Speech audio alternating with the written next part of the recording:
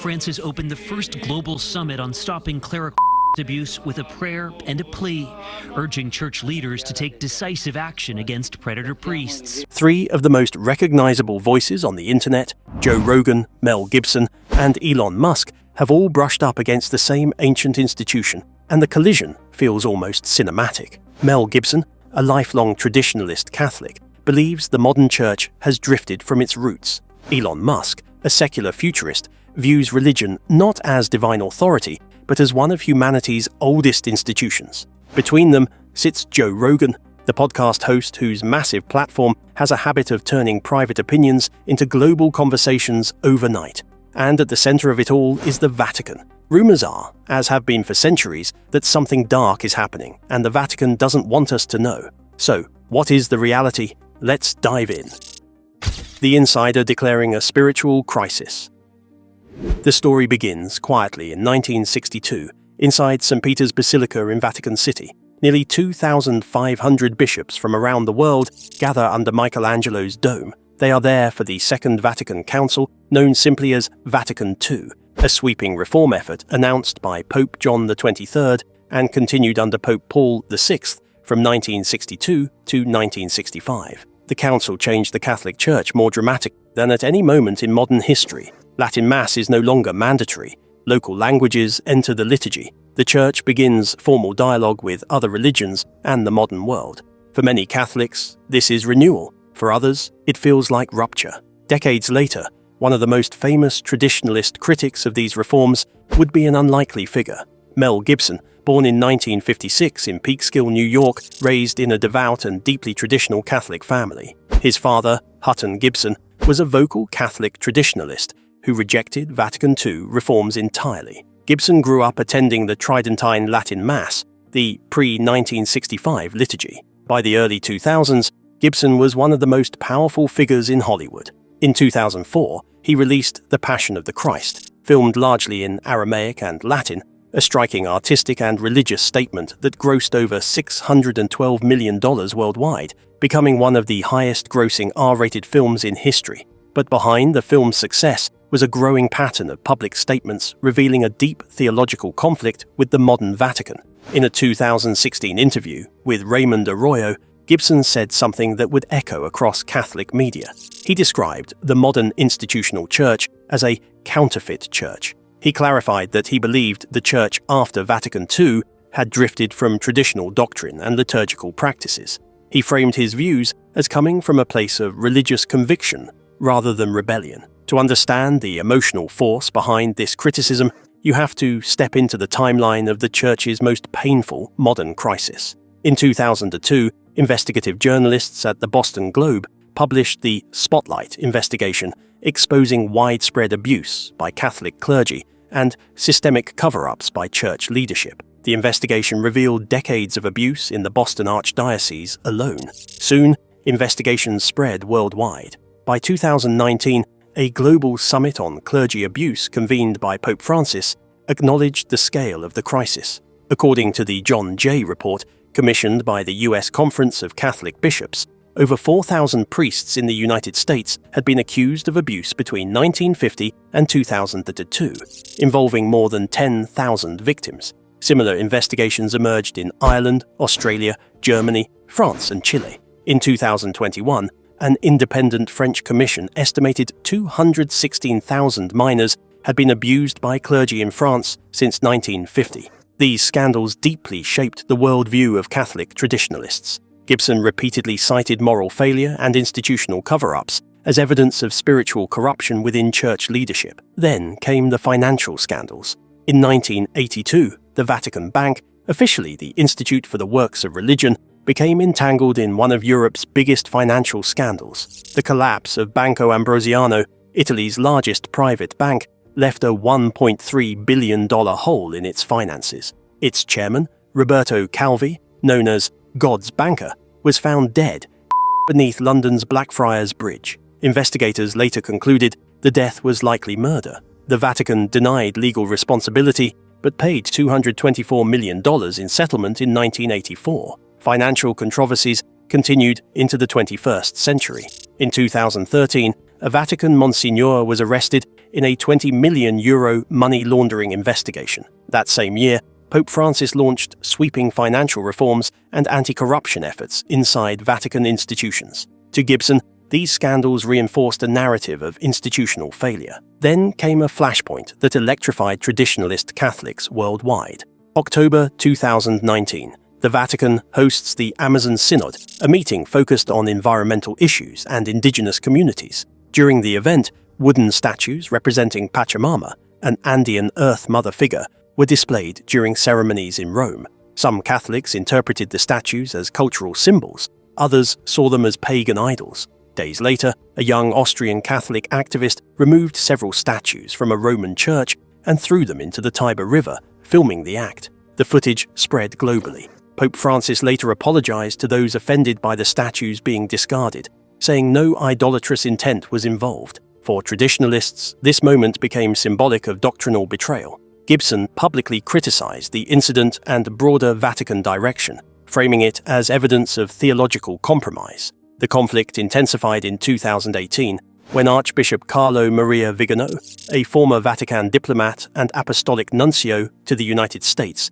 released an explosive 11-page testimony accusing senior church officials, including Pope Francis, of mishandling abuse allegations against former Cardinal Theodore McCarrick. McCarrick was later laicized in 2019, the most severe penalty in Catholic canon law. Gibson openly expressed support for Vigano, calling him a hero. The Catholic Church, with over 1.3 billion members worldwide, remained the largest Christian body on earth. Yet surveys showed declining mass attendance in many Western countries. In the United States, weekly mass attendance fell from around 55% in the 1950s to roughly 20 to 30% by the 2010s, according to Gallup and Pew Research. To traditionalists, these numbers were signs of spiritual crisis. Meanwhile, Pope Francis, elected in 2013 as the first pope from the Americas, continued pushing reforms focused on climate change, migration, poverty, and interfaith dialogue. Supporters saw compassion and modernization. Critics saw doctrinal dilution. Gibson's worldview stands at the polar opposite of this position, but another celebrity seems to be totally on board. The Outsider focused on institutions and civilization. July 2022. Rome. Tourists move slowly across the polished stone of St. Peter's Square, craning their necks toward the Basilica Dome that has dominated this skyline for nearly 5 centuries. Inside the Vatican, a meeting is about to happen. On one side sits Pope Francis. On the other side is Elon Musk, an atheist. After the visit, Musk posts a single line on social media. It was an honor to meet Pontifex, the Twitter handle of the Pope. No controversy, no critique. Just a photo, a handshake, and a moment that neatly captures the difference between Musk and the religious debates swirling around the Vatican. Musk does not approach the church as a believer fighting an internal battle. He approaches it the way he approaches governments, universities, media, and corporations, as one of humanity's oldest and most influential institutions. To understand Musk's perspective, you have to step away from theology and into the language of systems, probability, and long-term survival. Elon Musk has repeatedly described himself as not religious, but also not hostile to religion. In a 2024 interview, he described himself as culturally Christian. By it, Musk means he sees Christian values, ideas like forgiveness, mercy, and charity, as deeply embedded in Western civilization. He has said that many of these values helped shape modern legal systems, cultural norms, and social expectations. But Musk does not frame these ideas as divine truth. He frames them as a set of moral operating instructions developed over centuries. That distinction shapes everything about how he views religion. He rarely debates doctrine. He rarely criticizes specific churches. Instead, he talks about the survival and trajectory of civilization itself. In 2020, Musk tweeted a short phrase that summarizes his worldview. Civilization is more fragile than people think. It sounds dramatic, but he backs the claim with numbers, timelines, and probabilities. His companies, Tesla, SpaceX, Neuralink, and others, are built around long-term risks he believes could threaten humanity. These include climate change, artificial intelligence, declining birth rates, and multi-planet survival. Religion, in this framework, is an institution that has lasted for nearly 2,000 years and is, to Musk, an example of something extremely rare: durability. Very few human organizations survive centuries, let alone millennia. The Roman Empire collapsed, dynasties rose and fell, entire political systems vanished, the Catholic Church remained. Musk's skepticism of institutions is well documented, but it is broad rather than targeted. He has criticized government regulation, especially during his conflicts with the US Securities and Exchange Commission following Tesla's 2018 funding-secured tweet, which resulted in a $40 million settlement and Musk stepping down as Tesla chairman. He has criticized universities, media organizations, and corporate bureaucracy. He often argues that large institutions become slow, risk-averse, and resistant to change, but the Vatican rarely appears in his criticism. His deeper concerns lie elsewhere: long-term civilizational risk. One of Musk's most consistent warnings involves population decline. In 2022, he said falling birth rates are one of the biggest risks to civilization. Data supports the trend. The global fertility rate has dropped from 5 children per woman in 1950 to around 2.3 in 2021, according to the United Nations. Many developed countries now sit well below replacement level. His tone around religion is calm and analytical rather than confrontational. When he met Pope Francis, he did not debate doctrine. He did not challenge church teachings. He simply met one of the most influential institutional leaders on earth, a technologist meeting a spiritual leader, a futurist meeting a representative of history. Now comes the last piece of the puzzle: the Joe Rogan Experience podcast and the mysteries surrounding the Vatican. The dark, deep secrets of the Vatican, real or myth?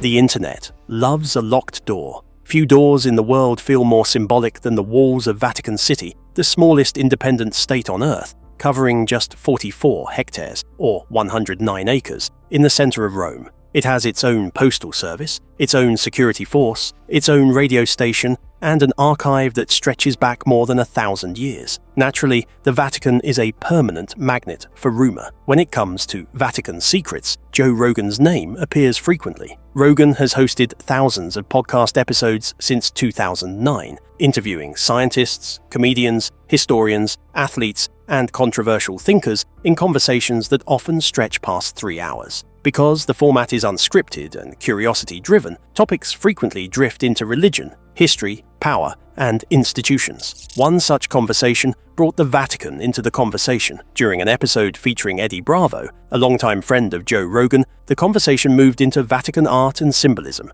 specifically the massive sculpture behind the papal audience stage, La Resurrezione, located in the Paul VI Audience Hall. The Paul VI Audience Hall is the modern auditorium where popes hold weekly general audiences. When cameras pan across the hall, the sculpture fills the entire background, a jagged wall of bronze that looks almost alive. It stretches roughly 20 meters wide, with violent ridges, shattered textures, and twisting forms radiating outward like an explosion frozen in metal. At the center, Christ emerges, arms extended, body rising upward, appearing to burst through a fractured landscape rather than gently ascend from a peaceful tomb. The artist behind it, Pericles Fazzini, was commissioned in the early 1960s, but the work took over a decade to complete and was finally installed in 1977. Fazzini was not trying to create a serene, Renaissance-style resurrection. He was responding to the emotional climate of the Cold War. After seeing photographs of nuclear devastation,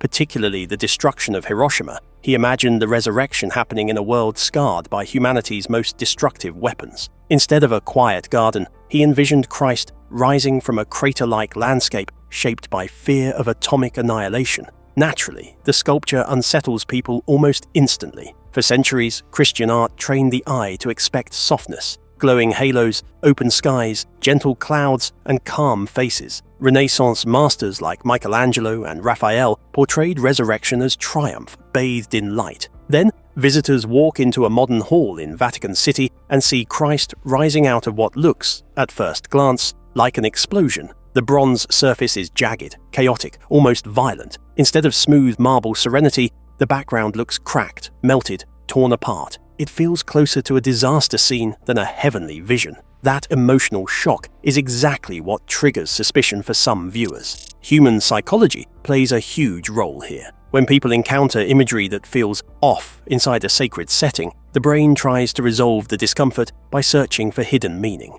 The sculpture's chaotic textures resemble flames, roots, skull-like shapes, or twisted waves, depending on the angle and lighting. Bronze shadows exaggerate these shapes, especially in photographs and videos, making the backdrop look darker than it appears in person. Under stage lighting, the sculpture often casts deep shadows that exaggerate the sense of depth and movement. Online posts often crop the sculpture tightly so that only the jagged background and rising Christ remain visible. Without the explanation of Cold War symbolism, viewers see something that looks apocalyptic. From there, claims spread that the sculpture depicts Christ rising from hell, or that it hides demonic faces. Some posts claim the stage resembles a nuclear blast because it secretly represents the church embracing catastrophe or hidden knowledge. The internet then accelerates the interpretation. Screenshots become memes, memes become claims, and claims become evidence. One popular theory claims the sculpture shows Christ emerging from a nuclear explosion as proof that the Vatican possesses secret knowledge about the apocalypse or future disasters. Another claims the chaotic bronze shapes resemble demons or tortured souls. When images circulate without explanation, people begin tracing shapes inside the sculpture. This is an actual phenomenon. It is called pareidolia. This is what makes people see faces in clouds. The more someone searches for hidden shapes, the more they appear. The location of the sculpture intensifies the speculation. Because it sits directly behind the papal audience stage, every papal speech appears framed by this dramatic backdrop. Screenshots from televised events show the Pope speaking with the jagged bronze rising behind him, which can look ominous in isolation. Without context, the imagery feels cinematic and mysterious. The more dramatic the lighting, the more the sculpture looks like a scene from a film rather than a piece of modern religious art. But when the full historical context is restored, the mystery dissolves quickly. Fazzini explicitly documented his inspiration. He spoke openly about nuclear anxiety and the devastation of Hiroshima.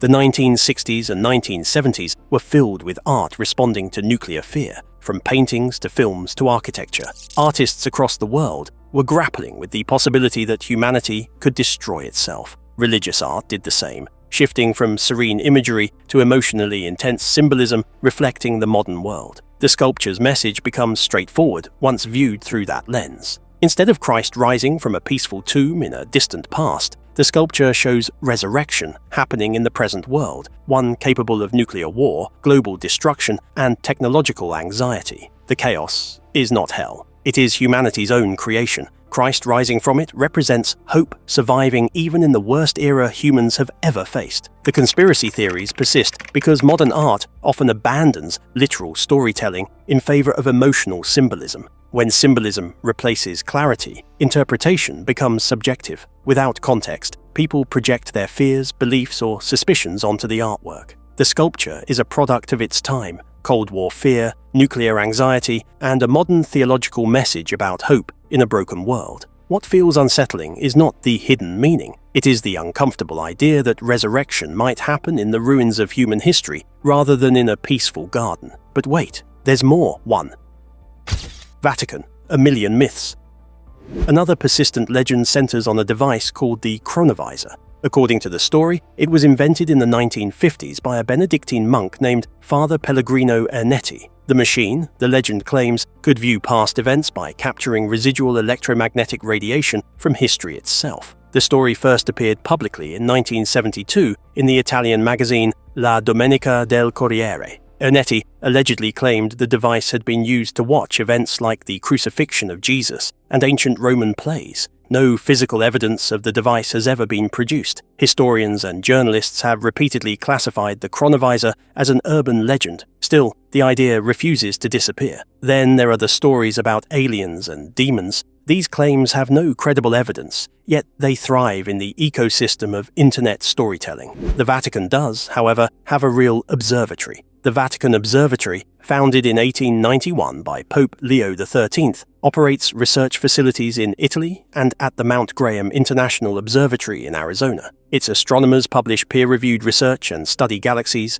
meteorites, and cosmology. The existence of a Vatican observatory is often twisted online into claims of extraterrestrial secrets hidden in church vaults. The reality is far less cinematic. Viral narratives also often introduce a mysterious insider, sometimes called Brother Gabriel, who allegedly confirms hidden technologies, suppressed history, and global cover-ups. However, no credible journalist or investigative body has verified the existence of such a figure, and yet the myths do not appear from nowhere. They grow from real foundations. The Vatican Apostolic Archives, formerly known as the Vatican Secret Archives, are very real. However, the word secret comes from the Latin secretum, meaning private, not hidden. The archives hold more than 85 kilometers or 53 miles of shelving, containing documents dating back over 1,200 years. Among the documents are letters from Michelangelo, trial records of Galileo Galilei, and correspondence from King Henry VIII, requesting the annulment of his marriage to Catherine of Aragon